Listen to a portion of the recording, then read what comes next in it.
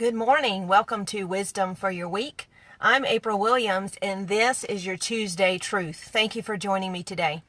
So your truth for today is an uncommon person never allows herself to be treated like a victim, to become a victim. An uncommon person never allows herself to become a victim. You have the power to train others how to treat you. You have the power to train others how to treat you. And all week we're talking about living an uncommon life. And a lot of the ideas that I'm getting for these broadcasts are coming from this amazing book, Think Like a Queen to Be Married to a King by Dr. Angel Kreitz. I'm going to tell you later how to get this book.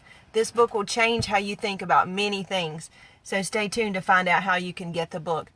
So Dr. Angel tells us how to transcend living a common life and to live like a king or a queen. A queen never allows herself to become a victim. Never let a conflict get out of control. Never let a conflict get out of control. Are there times when your spouse will yell at you or interrupt or seems to belittle you? That happens to all of us because we're human. You know, we all yell. We all get angry, but it's dangerous when the dynamic becomes a common method of communication, because it's not really communication. So we all experience this, men and women. So what do? We all need to learn how to not become a victim. So Dr. Angel gives us several keys to navigating a major conflict. Number one, she says, don't yell back. Explain that you can't understand when this person is yelling. Ask to revisit the conversation later. So don't yell back. Take a break. Number two, remind the person that you do not tolerate name calling and leave the room until he or she calms down. You don't have to stand and listen. You say, I don't tolerate name calling, and I'll be back in a minute.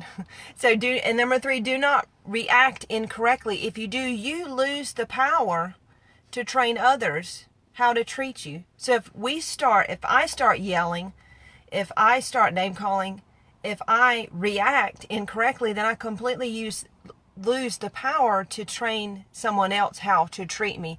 So you respond and not react. So you have to maintain that balance in your mind and your emotions throughout a conflict. So in the heat of it, stop and ask an agitated person. And I was talking to Dr. Angel the other day, and she said this to me, and I thought this was so good. She said, sometimes if someone's angry with you, or irritated about something, just stop and say, hey, what are you really mad about?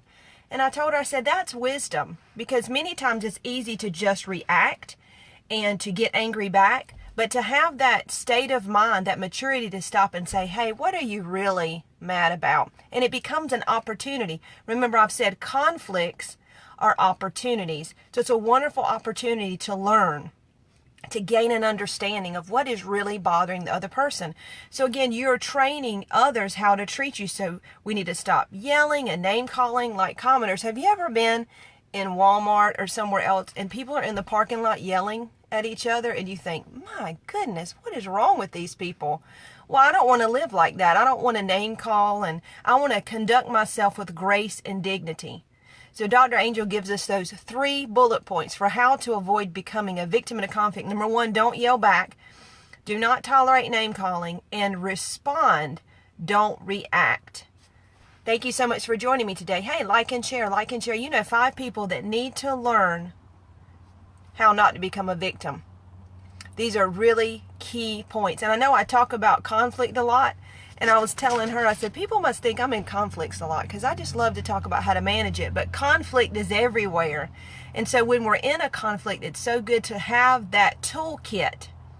Instead of pulling out and taking the gloves off and getting dirty, hey, have a toolkit with you. This is how I handle conflict. And the more you do it, it'll become natural to you.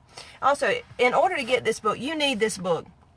This book, like I said yesterday, will rock your world. It makes chauvinists angry, and it might make some feminists angry. And you think, how can you do that? You got to read this book. This is really great. Think Like a Queen to Be Married to a King, Dr. Angel Kreitz. You can go to her website, angelkreitz.com. And hey, email me, wisdomforyourweek@gmail.com. That's wisdomforyourweek@gmail.com. You can also go to my website, Wisdom for Beyond, F-O-R, wisdomforbeyond.com. There are some great resources on that website to help you become successful and have wisdom. Also, hey, you can mail me a letter. 1981, P.O. Box 1981, Lancaster, South Carolina 29721. I'm also on LinkedIn, Instagram, Twitter, and YouTube. Go to that YouTube channel and subscribe to it under the same name, Wisdom for Your Week. There's a lot of great past episodes that you will enjoy. And join me tomorrow for your Wednesday Word. It's going to be really good tomorrow. So join me then.